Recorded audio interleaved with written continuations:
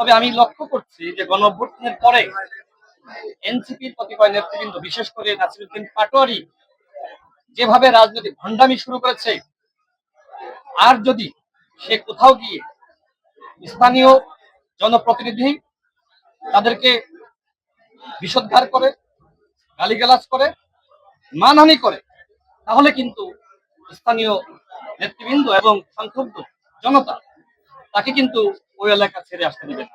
নন inverter এসির দামে ঘরে আনুন বিদ্যুৎ সাশ্রয়ী ইনভার্টার এসি। এখন 1.5 ton my one inverter AC মাত্র 48,900 টাকা পাওয়া যাচ্ছে মিনিস্টার শোরুমে। আপনি বিভিন্ন জায়গায় যাচ্ছেন, নির্বাচিত এমপি, জনগণের ভোটে নির্বাচিত এমপি, তাদের বিরুদ্ধে আপনি গালিগালাজ করতেছেন। এইটা তো ভাই প্রশ্রয় দেওয়া যায় না। অনেক দেওয়া হয়েছে। আপনি মোটামুটি 50টি জায়গায় গিয়েছেন, কেউ কিছু বলে নাই, কিন্তু 51তম জায়গায় গিয়ে কেউ যে আপনাকে এই গালিগালাজের জন্য মোকাবেলা করবে না তার নিশ্চয়তা কি? আমরা কত সময় কন্ট্রোল করবো বলেন? কতজনকে কন্ট্রোল করা যায়? কারণ একজন এমপি কে লাখ মানুষ ভোট দিয়েছে, হাজার হাজার মানুষ ভোট দিয়েছে।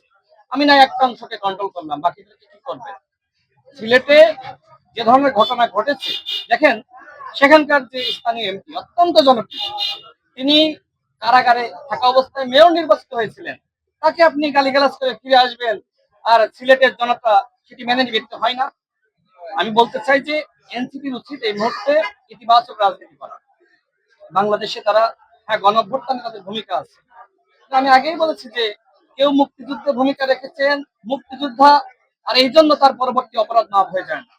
সুতরাং গণঅভ্যুত্থানে আপনি নেতৃত্ব দিয়েছেন, আপনি ভূমিকা রেখেছেন, এই জন্য পরবর্তীতে আপনি যে রাজনৈতিক অপসংস্কৃতি, আপনি যে রাজনৈতিক মাঠকে আপনি গালিগালাজের মাঠে আপনি তৈরি করেছেন, এইটার জন্য ভাই আপনার খেসারত দেওয়া লাগবে।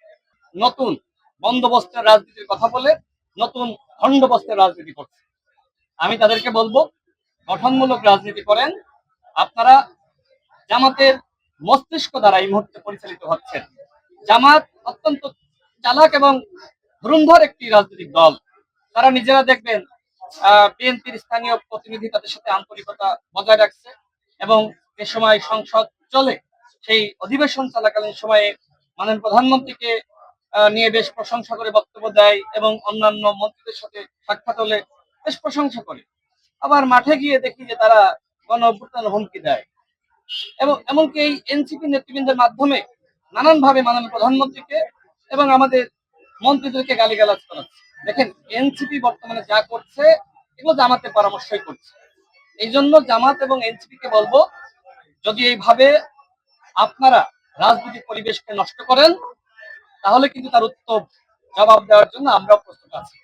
আপনারা সরকারের নির্বাচিত মন্ত্রীদেরকে আপনারা গালিগালাজ করবেন আর বলবেন যে আমরা কিছু বলতে পারবো না, এটা তো ভাই হয় না।